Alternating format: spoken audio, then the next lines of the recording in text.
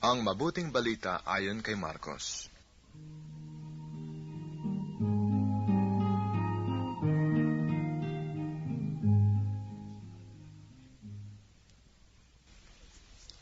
Panimula.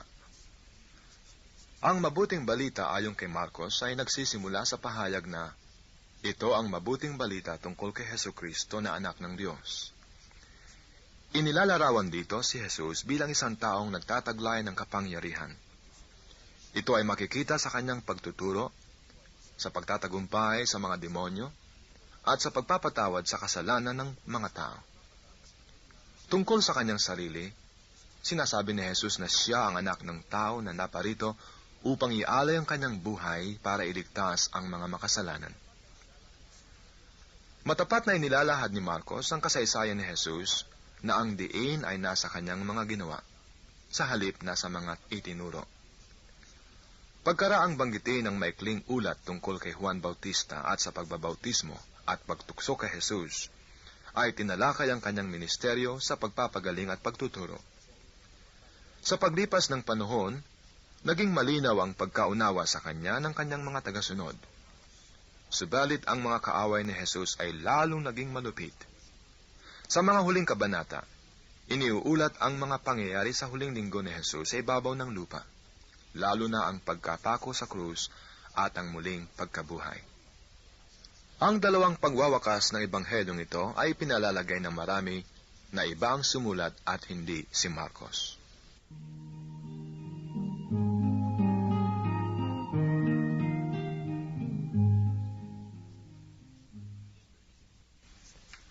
Kapitulo 1. Ito ang mabuting balita tungkol kay Hesukristo na anak ng Diyos.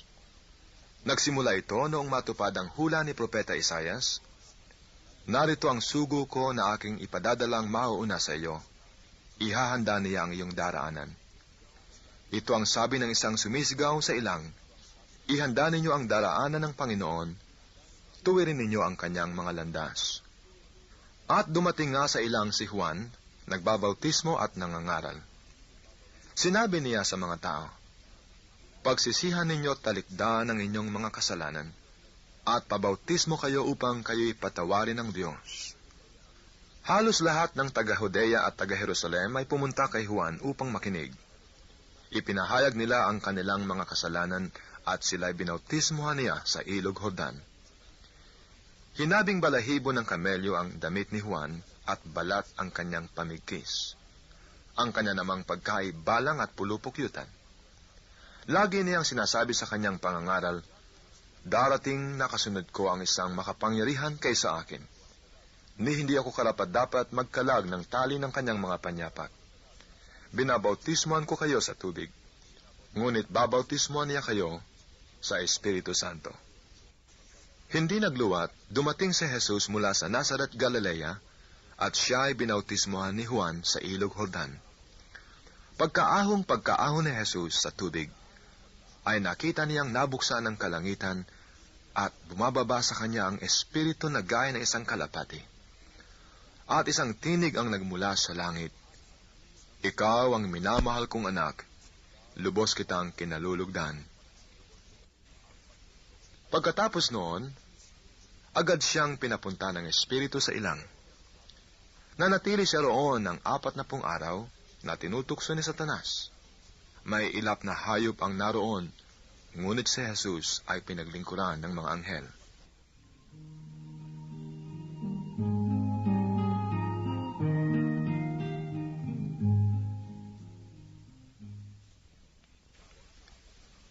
Pagkatapos dakpin si Juan, si Jesus ay nagtungo sa Galilea at ipinangaral ang mabuting balitang mula sa Diyos. Dumating na ang takdang panahon at malapit na ang paghahari ng Diyos. Pagsisihan ninyo talikdan ang inyong mga kasalanan at maniwala kayo sa mabuting balitang ito. Samantalang naglalakad si Jesus sa tabi ng lawa ng Galilea, nakita niya ang magkapatid na Simon at Andres na naghahagis ng lambat. Sila ay mangingisda. Sinabi ni Jesus, "Sumama kayo sa akin at kayo gagawin kong mamamalakaya ng tao." Pagdakay iniwan nila ang kanilang lambat at sumunod sa kanya. Nagpatuloy siya ng paglakad At sa di kalayuan ay nakita niya ang magkapatid na Santiago at Juan, mga anak ni Zebedeo. Sila ay nasa kanilang bangka at naghahayuma ng mga lambat. Tinawag din sila ni Jesus at sumunod naman sa kanya. Iniwan nila sa bangka ang kanilang ama, kasama ng mga taong upahan. Nagpunta sila sa Capernaum. Nang sumunod na araw ng pamamahinga ay pumasok si Jesus sa sinagoga at nagturo. Namangha ang mga tao sapagkat nagturo siya sa kanila na parang isang may kapangyarihan at hindi tulad ng mga eskriba. Bigla namang pumasok sa sinagoga ang isang lalaking inaalihan ng masamang espiritu at sumigaw, "Ano ang pakialam mo sa amin, Jesus na taga Nazaret? Naparito ka ba upang puksain kami? Kilala kita. Ikaw ang banal na mula sa Diyos." Ngunit iniutos ni Jesus sa masamang espiritu, "Tumahimik ka. Lumabas ka sa kanya." Pinapangisay ng masamang espiritu ang tao at sumigaw na lumabas. Nang gilalas ang lahat, kaya't sila ay nagtanungan, "Ano ito? Bagong aral?" Nauutusan niya pati ang masasamang espiritu, at sinusunod naman siya. At mabilis na kumala sa buong Galilea ang balita tungkol kay Jesus.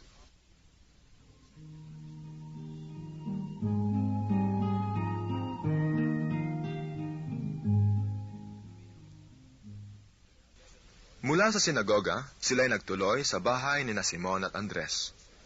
Kasama nila sina Santiago at Juan.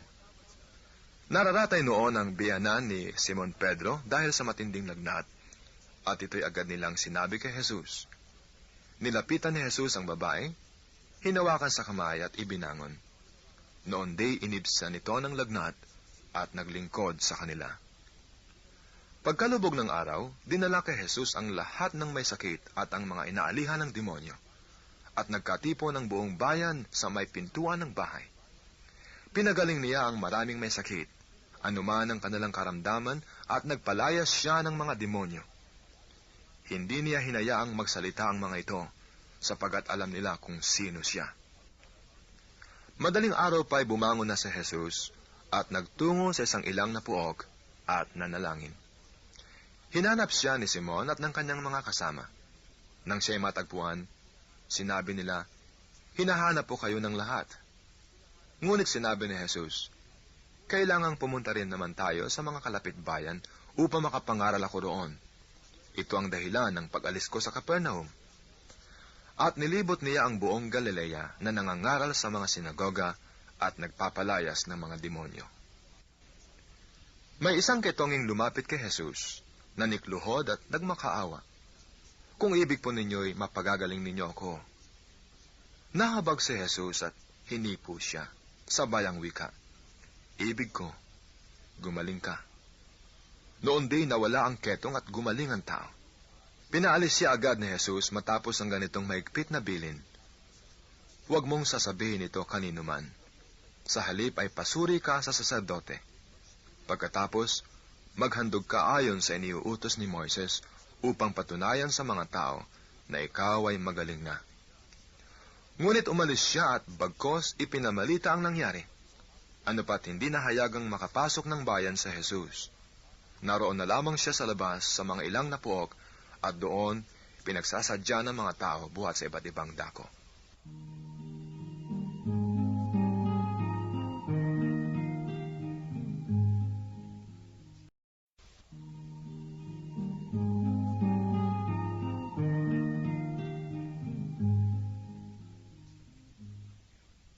Kapitulo 2. Bumalik si Jesus sa Capernaum pagkalipas ng ilang araw at kumalat ang balitang siya'y nasa kanyang tahanan.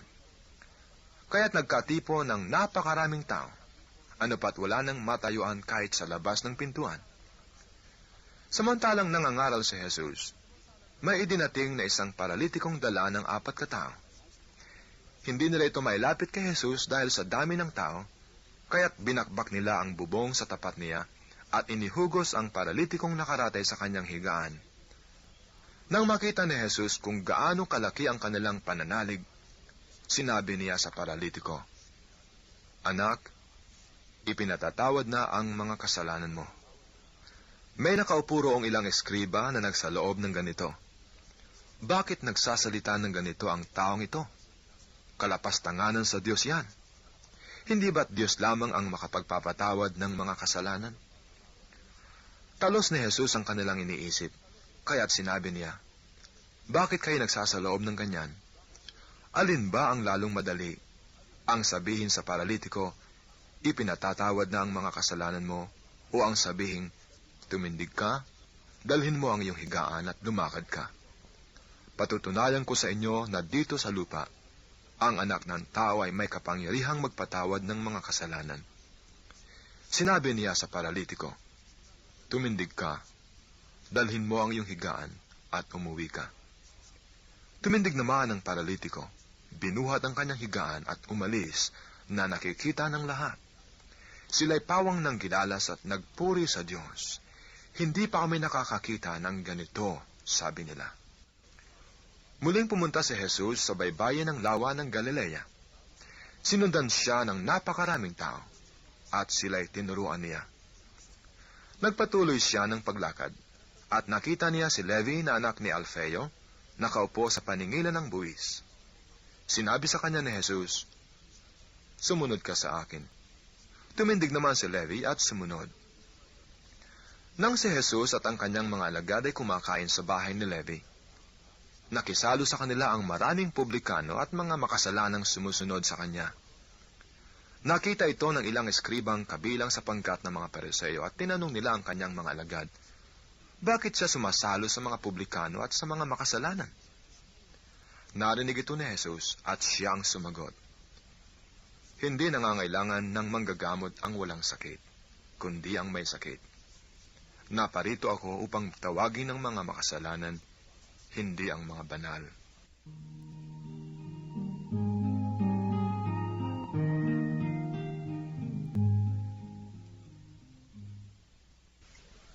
Minsan, nag-aayuno ang mga alagad ni Juan Bautista at ang mga Pariseo.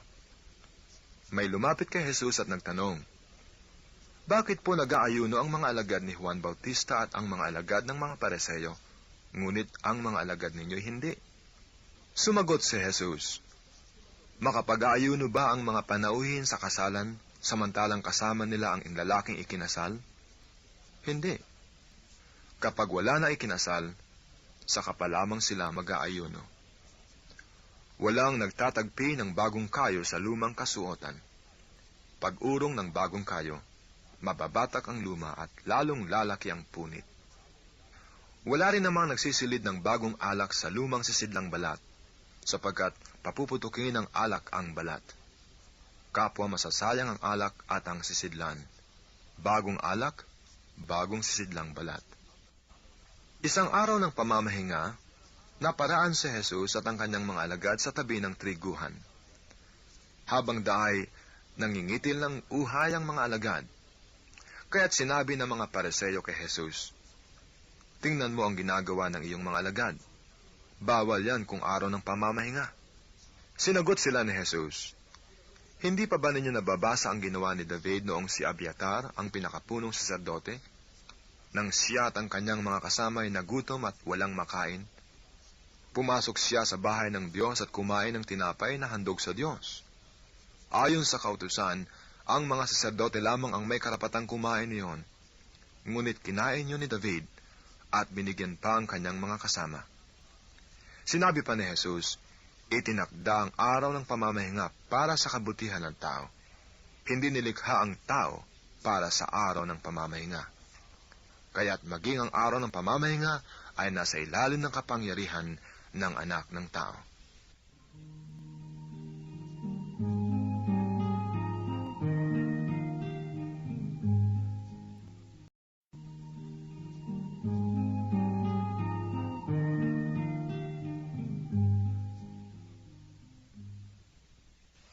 Kapitulo 3. Muling pumasok si Jesus sa sinagoga at naratnan niya roon ang isang lalaking patay ang isang kamay. Kaya't binantayan si Jesus ng ilang taong naroon upang tingnan kung pagagalingin niya ang lalaking iyon sa araw ng pamamahinga para may maiparatang sila sa kanya. Tinawag ni Jesus ang lalaking patay ang kamay. Halika rito sa unahan, Tinanong niya pagkatapos ang mga tao, alin ba ang ayon sa kautusan, ang gumawa ng mabuti o gumawa ng masama sa araw ng pamamahinga, magligtas ng buhay o pumatay? Ngunit hindi sila sumagot. Habang tinitingnan ni Jesus ang mga taong nasa paligid niya, galit at lungkot ang nabadha sa kanyang mukha dahil sa katigasan ng kanilang ulo. Bumaling siya sa lalaki at sinabi, iunat mo ang iyong kamay. Iniunat naman ng lalaki ang kanyang kamay at ito'y gumaling. Umalis ang mga Pariseo at nakipagsabwatan sa mga kampo ni Herodes upang ipapatay si Jesus. Umalis si Jesus at ang kanyang mga alagad at nagpunta sa tabi ng lawa. Sinundan siya ng maraming taong buhat sa Galilea. Nagdatingan din naman ng mga napakaraming tao mula sa Judea, sa Jerusalem, sa Idumea, sa ibayo ng Jordan at sa palibot ng Tiro at Sidon nang mabalitaan nila ang lahat ng ginawa ni Jesus. Nagpahanda si Jesus sa kanyang mga alagad ng isang bangkang magagamit niya upang hindi siya maipit ng mga taong dumaragsa. Marami na siyang pinagaling kaya't pinagdumugan siya ng lahat ng may sakit upang mahipo man lamang nila. Bawat inaalihan ng masamang espiritu na makakita sa kanya ay nagpapatira pa sa harapan niya at sumisigaw, ikaw ang anak ng Diyos. At maigpit silang pinagbawalan ni Jesus. Ayaw niyang ipasabi kung sino siya. Pagkatapos ay umahon si Jesus sa kaburulan, kasama ang kanyang mga pinili. Humirang siya ng 12 na tinawag niyang mga apostol upang maging kasama niya, suguing mangaral, at bigyan ng kapangyarihang magpalayas ng mga demonyo. Ito ang 12 hinirang niya, si Simon na tinagurian niyang Pedro, si Santiago at si Juan na mga anak ni Zebedeo, sila'y tinagurian niyang Boanerges, na ibig sabihin mapupusok. Sina Andres, Felipe, Bartolome, Mateo, Tomas, Santiago na anak ni Alfeo at Tadeo, si Simon na makabayan, at si Judas Iscariote na siyang nagkanulo sa kanya. Pag-uwi ni Jesus, muli nagkatipon ng napakaraming tao, ano pat hindi man lamang makuhang kumain ni Jesus at ng kanyang mga alagad. Nang mabalita nito ng kanyang mga kasambahay, sila'y pumaroon upang kaunin siya, sapagkat ang sabi ng mga tao, nasisiraan siya ng bait. Sinabi naman ng mga eskribang dumating mula sa Jerusalem, inaalihan siya ni Beelzebul, ang prinsipe ng mga demonyo. Ito ang nagbigay sa kanya ng kapangyarihang magpalayas ng mga demonyo. Kaya pinalapit ni Jesus ang mga tao at sinabi sa kanila ang ilang talinghaga. Paano mangyayaring palayasin ni Satanas si Satanas? Kapag naglaban-laban ang nasasakupan ng isang kaharian, hindi mananatili ang kahariang iyon. At kapag naglaban-laban ang magkakasangbahay, hindi mananatili ang sambahayang iyon. Gayun din naman, kapag naghimagsik si Satanas laban sa kanyang sarili at naglaban-laban ang kanyang nasasakupan, hindi magtatagal at darating ang kanyang wakas. Walang makapapasok sa bahay ng isang taong malakas at makaagaw ng kanyang ari-arian, malibang gapusin muna niya ang taong iyon. Saka pa lamang niya malolooban ng bahay na iyon. Tandaan ninyo ito, maaaring ipatawad sa mga tao ang lahat ng kasalanan at panlalait nila sa Diyos. Ngunit ang sinumang lumait sa Espiritu Santo ay hindi mapatatawad. Ang kanyang kasalanan ay hindi mapapawi kailanman. Sinabi ito ni Jesus sapagkat ang sabi ng ilan, inaalihan siya ng masamang espiritu. Dumating ang ina at mga kapatid ni Jesus. Sila ay nasa labas ng bahay at ipinatawag siya. Noon na may maraming taong nakaupo sa palibot ni Jesus, at may nagsabi sa kanya, nariyan po sa labas ang inyong ina at mga kapatid, ipinatatawag kayo. Sino ang aking ina at mga kapatid? Ani Jesus. Tumingin siya sa mga nakaupo sa palibot niya at nagwika, ito ang aking ina at mga kapatid, sapagkat ang sinumang tumatalima sa kalooban ng Diyos ay siya kong ina at mga kapatid.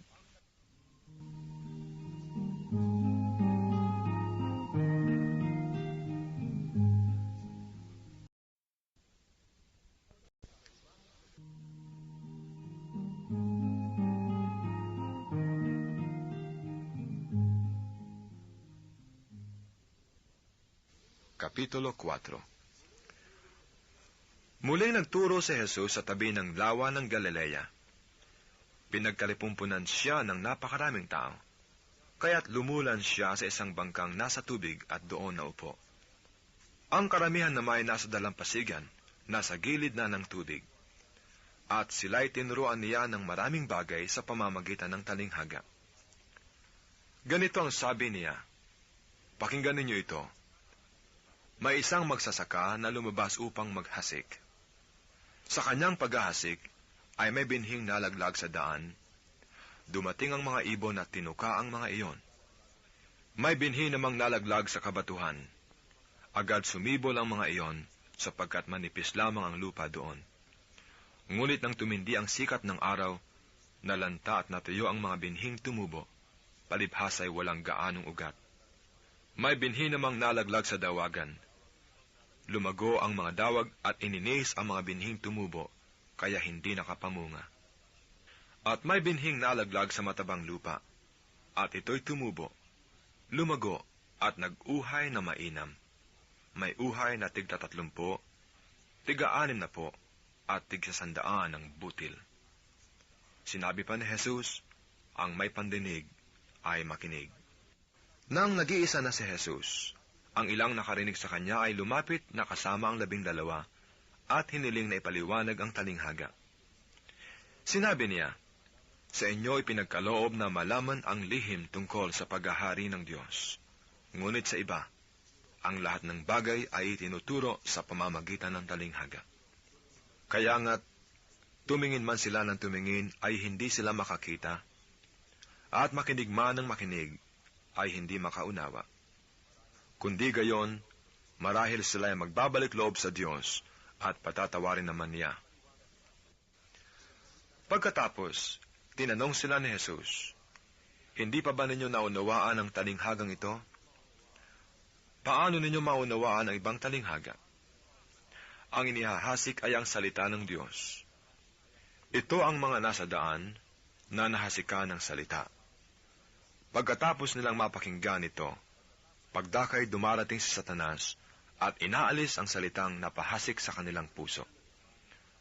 Ang iba'y tulad naman ng mga napahasik sa kabatuhan. Pagkarinig nila ng salita, ito'y agad nilang tinanggap ng may galak. Ngunit hindi naman ito tumitimo sa kanilang puso, kaya't hindi sila nananatili. Pagdating ng kahirapan o pag-uusig dahil sa salita, agad silang nanlalamig. Ang iba ay tulad ng napahasik sa dawagan. Dininig nga nila ang salita, ngunit sila'y naging abala sa mga bagay ukol sa mundong ito, naging maibigin sa mga kayamanan, at mapaghangad sa iba pang mga bagay, anupat ang salita'y nawala na ng puwang sa kanilang mga puso, kaya't hindi sila nakapamunga. Ngunit ang iba ay tulad sa binhing napahasik sa matabang lupa. Pinakikinggan nila at tinatanggap ang salita, at sila ay nagsisipamunga.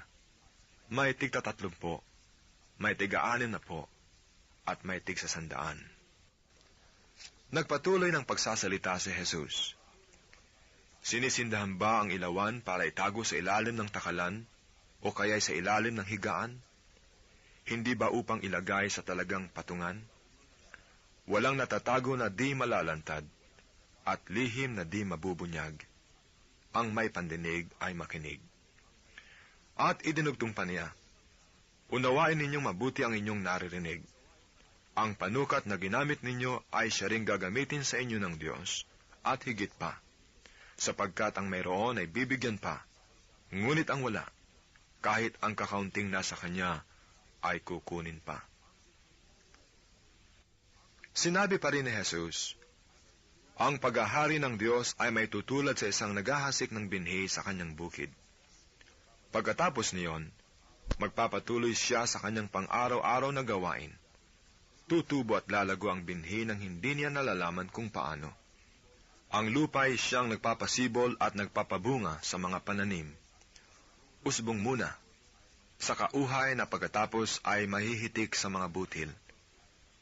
Pagkahinog ng mga butil, agad itong ipagagapas sapagkat dapat ng anihin." Sa ano natin ihahambing ang paghahari ng Diyos? Sabi pa ni Jesus, Anong talinghaga ang gagamitin natin upang ilarawan ito? Tulad ito ng butil ng mustasa na siyang pinakamaliit sa lahat ng binhi. Kapag natanim na at lumago, ito'y nagiging pinakamalaki sa lahat ng puno ng gulay. Nagkakasanga ito ng malalabay. Ano pat, ang mga ibon ay nakapamumugad sa mga sanga nito. Ang salita ay ipinangaral ni Jesus sa kanila sa pamamagitan ng maraming talinghagang tulad nito, ayon sa makakaya ng kanilang pangunawa. Hindi siya nangaral sa kanila ng hindi gumagamit ng talinghaga, ngunit ipinaliliwanag niya ng sarilinan sa kanyang mga alagad ang lahat ng bagay.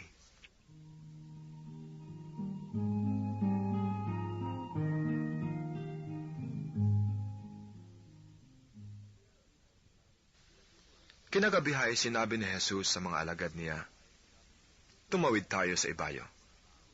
Kaya't iniwan nila ang mga tao at sumakay sa bangkang kinalulunanan ni Jesus upang itawid siya. May kasabay pa silang ibang mga bangka. Dumating ang malakas na unos. Hinampas ng malalaking alon ang bangka, ano pat halos mapuno ito ng tubig. Si Jesus naman nakahilig sa unan sa may hulihan ng bangka at natutulog. Ginising siya ng mga alagad. "Guro," anila, "di ba ninyo alintana? Lulubog na tayo."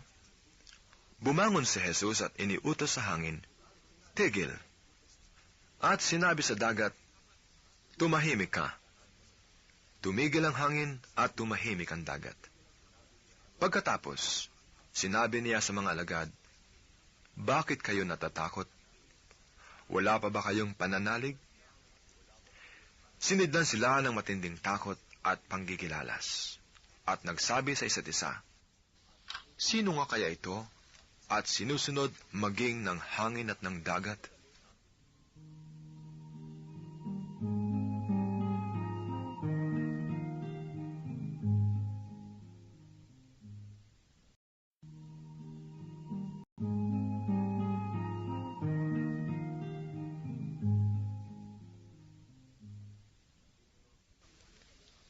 Kapitulo 5.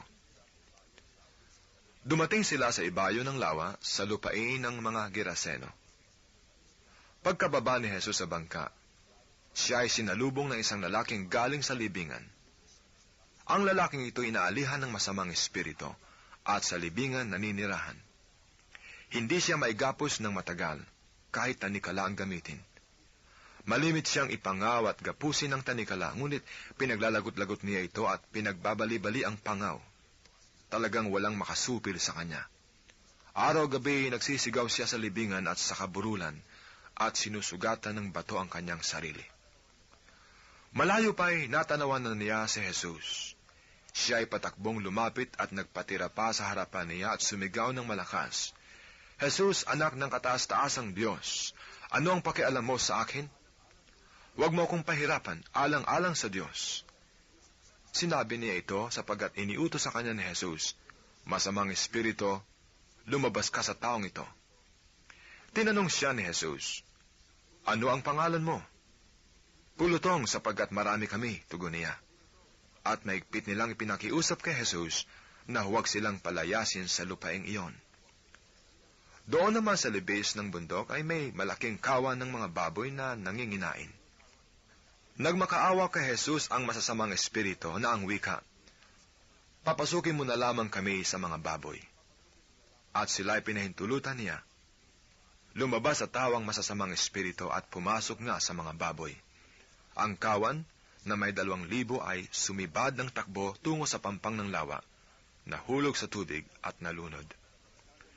Nagtatakbo ang mga tagapag-alaga ng kawan at ipinamalita ito sa bayan at sa mga nayon, kaya't pumaroon ang mga tao upang tingnan kung ano nga ang nangyari. Paglapit nila kay Jesus, ay nakita nila ang lalaking inalihan ng mga demonyo. Nakaupo ito, may damit at matino na ang isip, at sila'y natakot. Isinalaysay sa kanila ng mga nakakita ang nangyari sa inalihan ng mga demonyo at ang sinapit ng mga baboy. Kaya't ipinamanhik nila kay Jesus na umalis sa kanilang lupain. Nang sumasakay na si Jesus sa bangka, nakiusap ang inalihan ng mga demonyo na isama Jesus.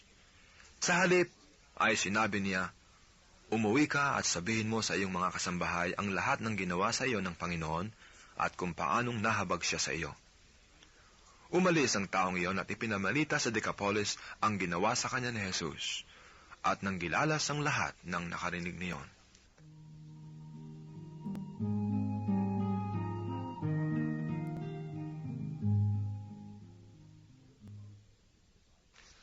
Muling tumawid si Jesus sa ibayo.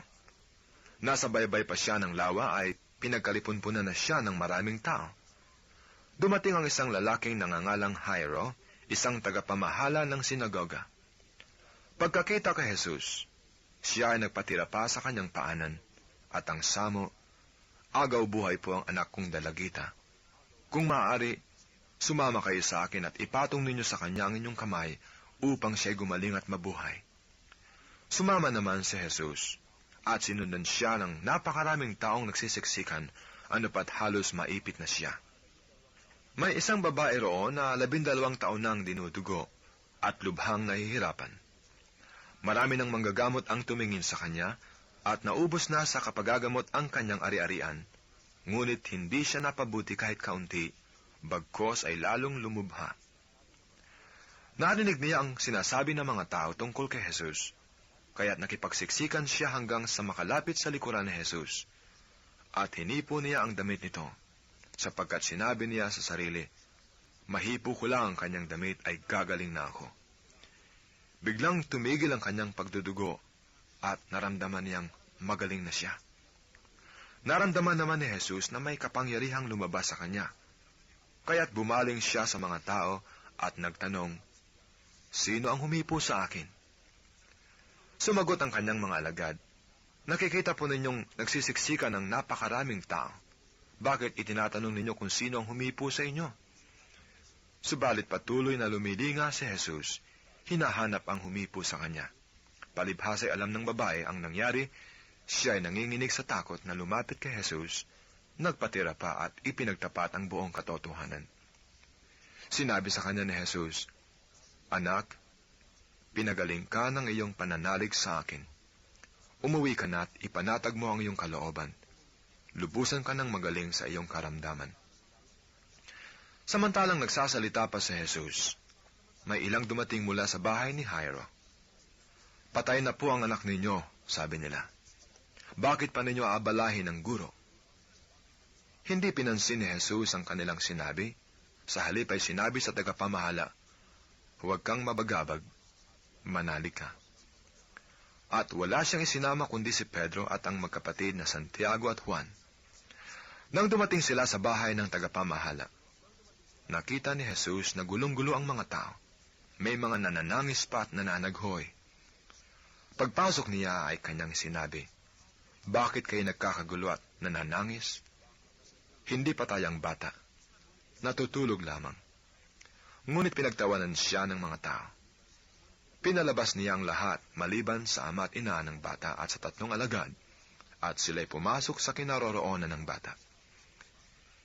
Hinawakan niya ito sa kamay at sinabi, "Talita kumi," nang ibig sabihin, "Ineng, sinasabi ko sa iyo, magbangon ka." Pagdakay bumangon ng bata at lumakad. Siya ay 12 taon na, at namangha ang lahat. Mahigpit na ipinagbili ni Jesus na huwag ipaalam ito kanino man, at iniutos niyang bigyan ng pagkain ng bata.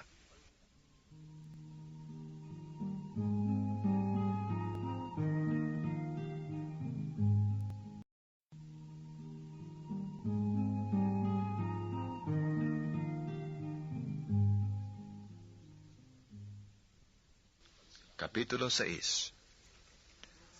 Umalis doon si Jesus at nagtungo sa sariling bayan, kasama ang kanyang mga alagad. Pagdating ng araw ng pamamahinga, nagturo siya sa sinagoga. Nagtaka ang maraming nakarinig sa kanya at nagtanong, "Saan niya nakuha ang lahat ng yan? Anong karunungan itong ipinagkaloob sa kanya? Paano siya nakagagawa ng mga kababalaghan? Hindi ba ito ang karpenterong anak ni Maria at kapatid ni na Santiago, Jose, Judas at Simon? Dito nakatira ang kanyang mga kapatid na babae, hindi ba? at siya'y ayaw nilang kilalanin. Kaya't sinabi ni Jesus sa kanila, ang propeta ay iginagalang ng lahat, liban lamang ng kanyang mga kababayan, mga kamag-anak at mga kasangbahay. Hindi siya nakagawa ng anumang kababalaghan doon, maliban sa pagpapatong ng kanyang kamay sa ilang may sakit upang pagalingin ang mga ito. Nagtaka siya sapagkat hindi sila sumampalataya. At nilibot ni Jesus ang mga nayon sa paligid upang magturo. Tinawag niya ang 12 at sinugong 12. Binigyan niya sila ng kapangyarihang magpalayas ng masasamang espiritu at pinagbilinan, sa inyong paglalakbay, huwag kayong magdala ng anuman, maliban sa tungkod, ni pagkain, balutan, salapi sa inyong lukbutan o bihisan, ay huwag kayong magdala. Ngunit magsuot kayo ng panyapak. Sinabi rin niya sa kanila, at sa alinmang tahanang inyong tuluyan, manatili kayo roon hanggang sa pag-alis ninyo sa bayang iyon. Kung ayaw kayong tanggapin o pakinggan sa isang dako, umalis kayo roon at ipagpag ninyo ang alikabok ng inyong mga paa, bilang babala sa mga taga roon. Kaya't humayo ang 12 at nangaral sa mga tao na pagsisihan nila at talikdan ang kanilang mga kasalanan. Pinalayas nila ang maraming demonyo sa mga inaalihan nito. Pinahiran nila ng langis at pinagaling ang maraming may sakit. Nakarating kay Haring Herodes ang balita tungkol kay Jesus, sapagkat bantog na ang pangalan nito. May nagsasabi, siya ay si Juan Bautista na muling binuhay, kaya't nakagagawa siya ng mamala. May naman, siya ay si Elias. Siya ay propeta, katulad ng mga propeta noong una, anang iba pa. Sinabi naman ni Herodes nang mabalitaan niya ito, muling nabuhay si Juan na pinapugutan ko. Si Herodes ang nagpahuli, nagpagapos at nagpabilanggo kay Juan dahil kay Herodias. Ang babaeng ito'y asawa ni Felipe na kapatid ni Herodes, ngunit kinakasama niya. Laging sinasabi sa kanya ni Juan, hindi matuwid na kunin ninyo ang asawa ng inyong kapatid. Kaya't si Herodias ay nagkimkim ng galit kay Juan. Hinagad niyang ipapatay ito, ngunit hindi niya magawa sapagkat natatakot si Herodes kay Juan. Alam niyang ito'y taong matuwid at banal, kaya't ipinagsasanggalang niya. Gustong-gusto niyang makinig kay Juan, bagamat labis siyang nababagabag sa mga sinasabi nito. Sa wakas ay nagkaroon ng pagkakataon si Herodias nang anyayahan ni Herodes sa kanyang kaarawan ng kanyang mga kagawad, mga pinuno ng hukbo at ang mga pangunahing mamamayan ng Galilea. Pumasok ang anak na babae ni Herodias at nagsayaw. Labis na nasiyahan si Herodes at ang mga panauhin, kaya't sinabi ng hari sa dalaga, hingin mo sa akin ang anumang ibig mo at ibibigay ko sa iyo.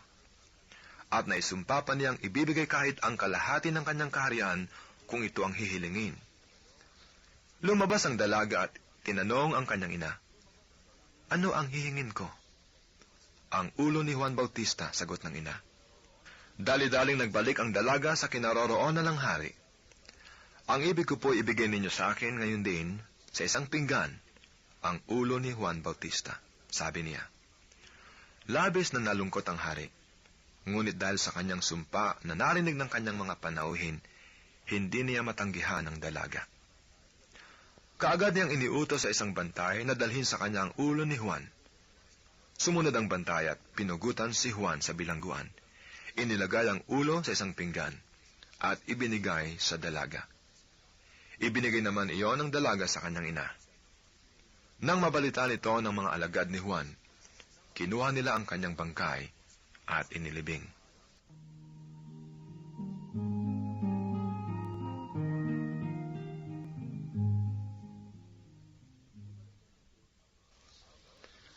Bumalik kay Jesus ang mga apostol at iniulat ang lahat ng kanilang naisagawa at naituro.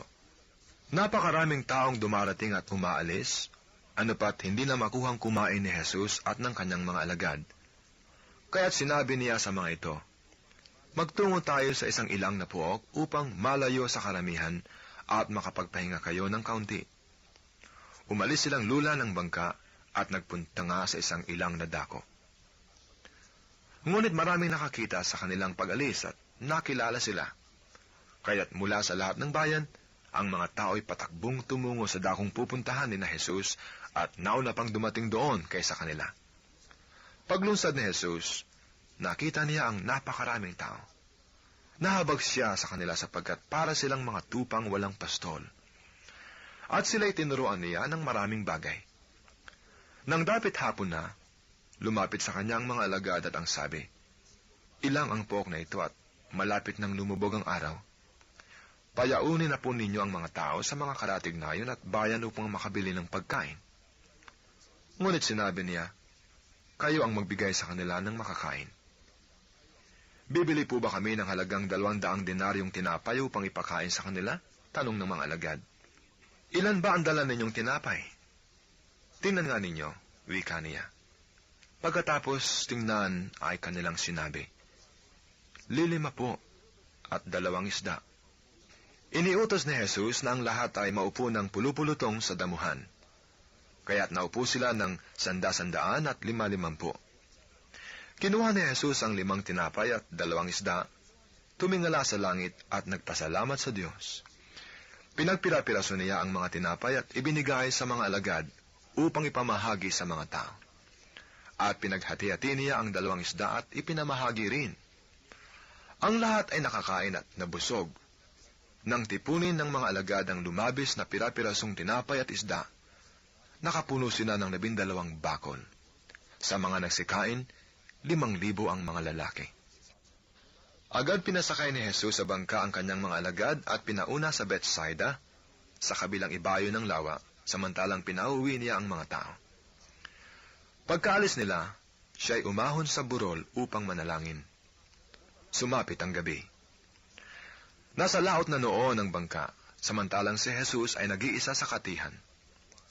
Nakita niyang nahihirapan sa pagsagwa ng kanyang mga alagad, sapagkat pasalungat sila sa hangin. At nang madaling araw na, sumunod sa kanila si Jesus na naglalakad sa ibabaw ng tubig. Lalampasan niya sana sila, ngunit nakita ng mga alagad na siya'y lumalakad sa ibabaw ng tubig, kaya't napasigaw sila. Ang akala nila'y multo, at kinilabutan silang lahat. Ngunit agad niyang sinabi sa kanila, "Huwag kayong matakot. Si Jesus ito. Lakasan ninyo ang inyong loob." Sumakay siya sa bangka at tumigil ang hangin. Sila'y lubhang ng gilalas, sapagkat hindi nila maunawaan ang nangyari sa tinapay. Hindi ba ito abot ng kanilang isip? Tumawid sila ng lawa at pagdating sa Genesaret ay isinadsad nila ang bangka. Paglunsad nila, nakilala siya agad ng mga tao. Kaya't nagmamadaling nilibot ng mga ito ang mga poog sa paligid. At ang mga may sakit na nakaratay na sa higaan ay dinala nila kay Jesus, saan man nila mabalitang naroon siya.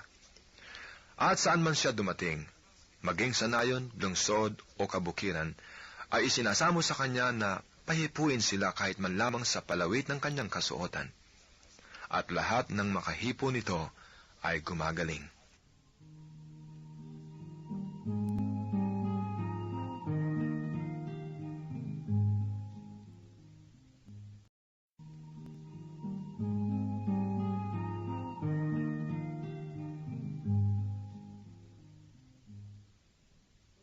Kapitulo 7.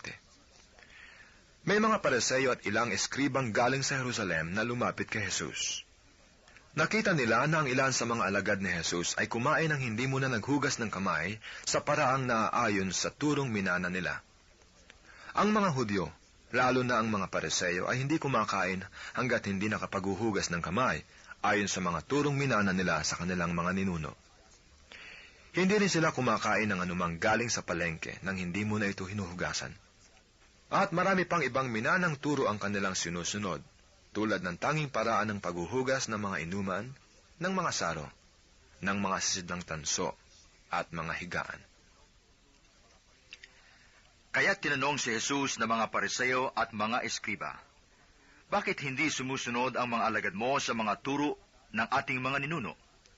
Kumain sila nang hindi man lamang naghugas ng kamay ayon sa paraang iniuutos." Sinagot sila ni Jesus, "Tama ang hula ni Isaias tungkol sa inyo.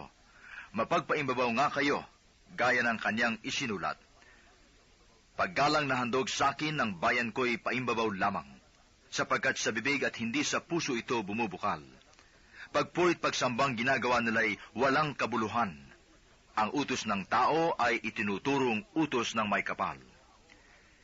Niwawalang kabuluhan nga ninyo ang utos ng Diyos, at ang sinusunod ninyo'y ang turo ng tao.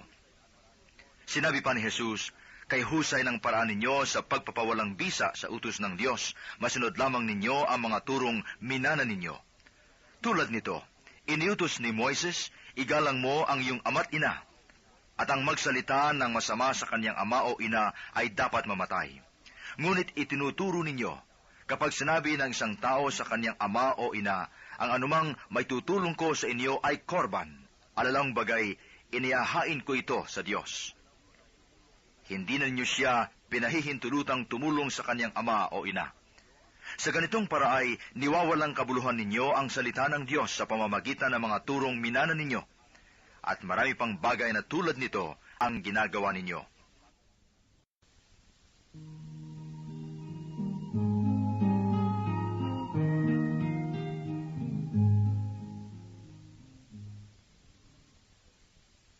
Muling pinalapit ni Jesus ang mga tao at sinabi sa kanila, makinig kayong lahat at unawain ang aking sasabihin. Hindi ang pumapasok sa bibig ng tao ang nakapagpaparumi sa kaniya sa mata ng Diyos, kundi ang mga nagmumula sa kaniya. Ang may pandinig ay makinig. Iniwan ni Jesus ang mga tao, at nang makapasok na sa bahay, siya'y tinanong ng kanyang mga alagad tungkol sa talinghaga. Kayon man ba'y wala ring pangunawa? Tugon ni Jesus, hindi ba ninyo alam na hindi nakapagpaparumi sa tao ang kinakain niya, sapagkat hindi naman pumapasok iyon sa kaniyang puso, kundi sa tiyan, at pagkatapos ay idinudumi. Sa pagsasabi nito'y para nang ipinahayag ni Jesus na maaaring kanin ang lahat ng pagkain. Nagpatuloy siya ng pagsasalita. Ang lumalabas mula sa tao ang nagpaparumi sa kanya sa mata ng Diyos, sapagkat sa loob, sa puso ng tao, nagmumula ang masasamang isipang nag-uudyok sa kanya na makiapid, magnakaw, pumatay, mangalunya, mag-imbot, at gumawa ng lahat ng kabuktutan, tulad ng pagdaraya, kahalayan, pagkainggit, paninirang puri, kapalaluan, at kahangalan. Ang lahat ng ito'y nanggagaling sa puso ng tao, at siyang nagpaparumi sa kaniya. Umalis doon si Jesus. Siya nagtungo sa lupain ng Tiro, at tumuloy sa isang bahay doon. Ayaw sana niyang malaman ninuman na naroon siya, subalit hindi gayon ang nangyari. Ang pagdating niya ay nabalitaan ng isang inang may maliit na anak na babaeng inaalihan ng masamang espiritu. Pumunta siya agad kay Jesus at nagpatira pa sa kanyang harapan. Ang babaeng ito ay hintil, tubo sa Syrophoenicia. Ipinamanhik niya kay Jesus na palayasin ang demonyo na nasa kanyang anak. Ngunit sinabi ni Jesus, kailangang busugin muna ang mga anak. Hindi dapat kunin ang pagkain ng mga anak upang ihagis sa mga tuta. Tunay nga po, Panginoon, tugon ng babae. Ngunit ang mga tuta mang nasa ilalim ng hapag ay naninimot na mga mumong nalalaglag ng mga anak. Kaya't sinabi sa kanya ni Jesus, dahil sa sinabi mo, maaari ka nang umuwi. Iniwan na ng demonyo ang iyong anak. Umuwi ang babae, at naratnan niya sa higaan ang bata. Iniwan na nga ng demonyo. Pagbabalik ni Jesus mula sa lupain ng Tiro, dumaan siya sa Sidon, at nagtuloy sa lawa ng Galilea matapos tahakin ang lupain ng Decapolis. Dinala sa kaniya ang isang lalaking bingi at utal, at ipinamanhik nila na ipatong sa taong ito ang kaniyang kamay. Inalayo muna siya ni Jesus sa karamihan, at isinuot ang kanyang mga daliri sa mga tainga nito. Pagkatapos, lumura at hinipo ang dila nito. Tumingala si Jesus sa langit at nagbuntong hininga at sinabi sa tao, Ephata, ibig sabihin, mabuksan. At nakarinig na ito, nawala ang pagkautal at nakapagsalita na ng malinaw. Sinabi ni Jesus sa mga tao na huwag ibalita ito kaninuman. Ngunit kung kailan sila pinagbabawalan, ay lalo naman nilang ipinamamalita ito. Sila'y lubhang ng gilalas at ang wika, anong buti ng lahat ng kanyang ginawa? Nakaririnig na ang bingi at nakapagsasalita ang pipi.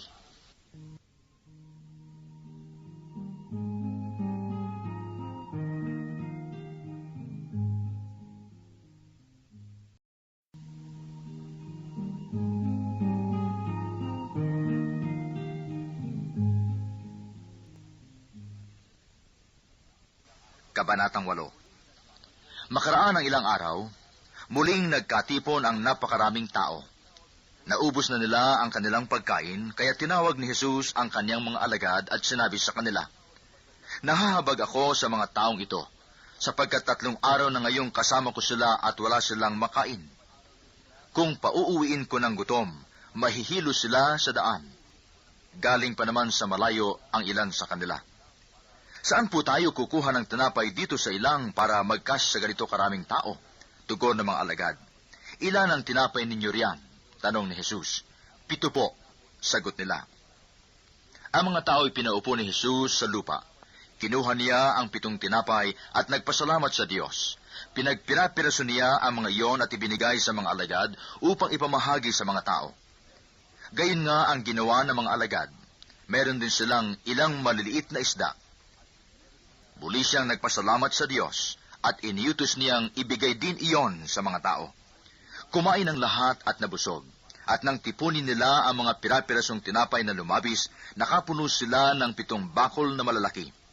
At may 4,000 ang kumain. Pinayao ni Jesus sa mga tao. Saka siya sumakay sa bangka kasama ng kanyang mga alagad at nagtungo sa lupain ng Dalmanuta. May dumating na mga Pariseo at nakipagtalo kay Jesus. Ibig nilang masilo siya, kaya hiningi nila na magpakita si Jesus ng isang tanda mula sa langit. Napabuntong hininga ng malalim si Jesus at ang wika, "Bakit naghahanap ng tanda ang lahing ito?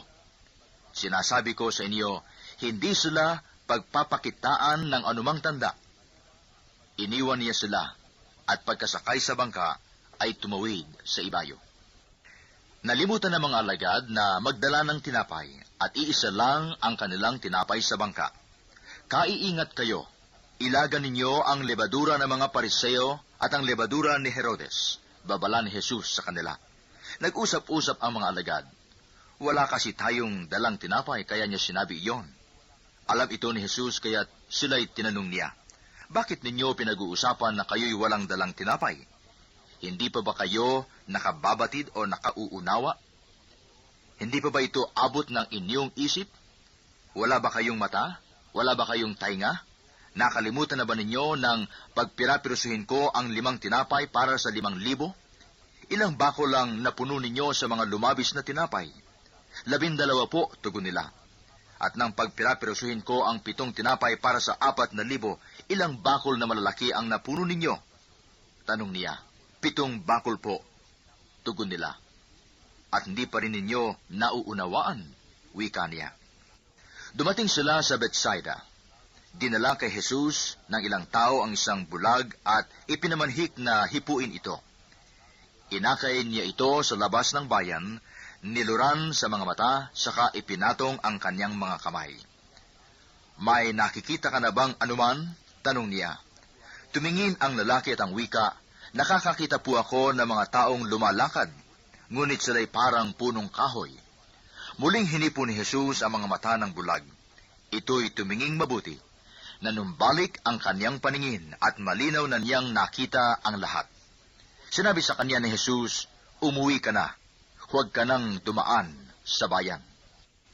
Si Jesus kasama ang kanyang mga alagad ay nagtungo sa mga nayon ng Cesarea, sakop ni Filipo.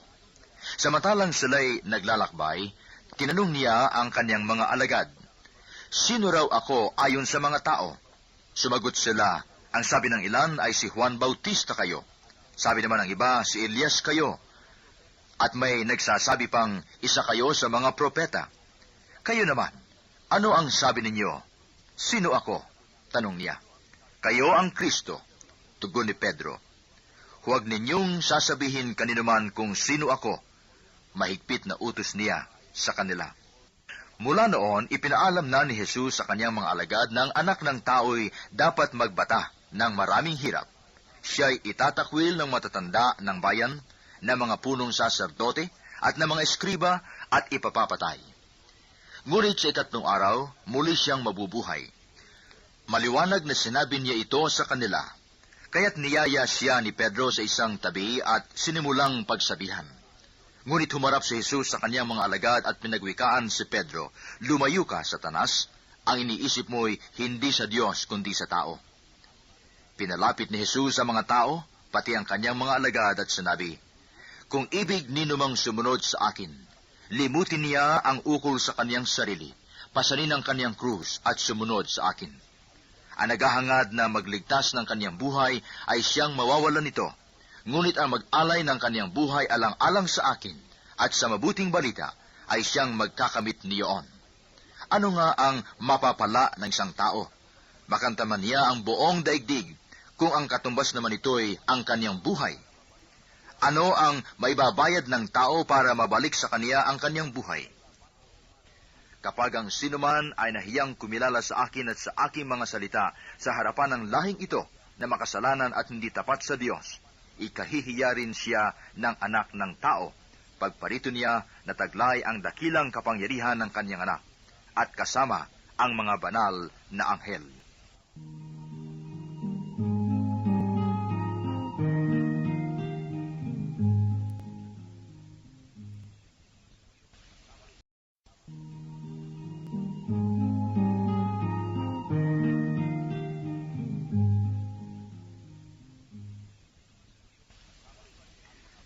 Kabanatang 9, sabi pa ni Jesus sa kanila, "Tandaan ninyo, mailan sa inyo rito na hindi mamamatay hanggat di nila nakikitang naghahari ang Diyos ng may buong kapangyarihan." Pagkaraan ng 6 na araw, umakyat si Jesus sa isang mataas na bundok. Wala siyang isinama kundi sina Pedro, Santiago at Juan. Samantalang sila'y naroon, nakita nilang nagbagong anyo si Jesus. Nagningning ang kaniyang kasuutan na naging puting-puti, ano pat walang sinumang makapagpapaputi ng gayon. At nakita ng 3 alagad si Moises at si Elias na nakikipag-usap kay Jesus. Sinabi ni Pedro kay Jesus, "Guro, mabuti pa'y dumito na tayo. Gagawa po kami ng 3 kubol, isa sa inyo, isa kay Moises at isa kay Elias." Hindi nalalaman ni Pedro ang kanyang sinasabi sapagkat masyado ang takot niya at ng kanyang mga kasama. At nililiman sila ng isang alapaap, at mula rito'y may tinig na nagsabi, "Ito ang minamahal kong anak, pakinggan ninyo siya." Pagdaka, tumingin ang mga alagad sa paligid nila at nakitang wala na silang kasama roon, kundi si Jesus. Habang bumababa sila sa bundok ay mahigpit na itinagubilin sa kanila ni Jesus, "Huwag ninyong sasabihin kanino man ang inyong nakita hanggat hindi muling nabubuhay ang anak ng tao." Sinunod nila ang tagubiling ito, ngunit sila-sila'y nagtanungan kung ano ang kahulugan ng sinabi niyang muling pagkabuhay. At tinanong nila si Jesus, "Bakit po sinasabi ng mga eskriba na dapat munang pumarito si Elias?" Tumugon siya, "Paririto nga si Elias upang ihanda ang lahat ng bagay. Kung gayoy, bakit sinasabi ng kasulatan na ang anak ng tao'y hahamakin at magtitiis ng maraming hirap? Sinasabi ko sa inyo na pumarito na si Elias at ginawa sa kanya ng mga tao ang gusto nila, ayon sa sinasabi ng kasulatan tungkol sa kanya." Pagbabalik nila ay nakita nila ang napakaraming tao na nakapaligid sa mga alagad na naiwan at ang mga eskriba na nakikipagtalo sa mga ito. Nagulat ang mga tao nang makita nila si Jesus. Sila'y patakbong lumapit sa kaniya at binati siya. Tinanong ni Jesus ang kanyang mga alagad, "Ano ba ang pinagtatalunan ninyo at ng mga taong iyon?" Sumagot ang isa mula sa karamihan, "Guro, dinala ko po rito sa inyo ang aking anak na lalaki, sapagkat siya'y inaalihan ng masamang espiritu at hindi makapagsalita. Tuwing aalihan siya nito, siya'y inilulugmok. Bumubula ang kanyang bibig at nagngangalit ang kanyang ngipin at siya'y naninigas. Hiniling ko po sa inyong mga alagad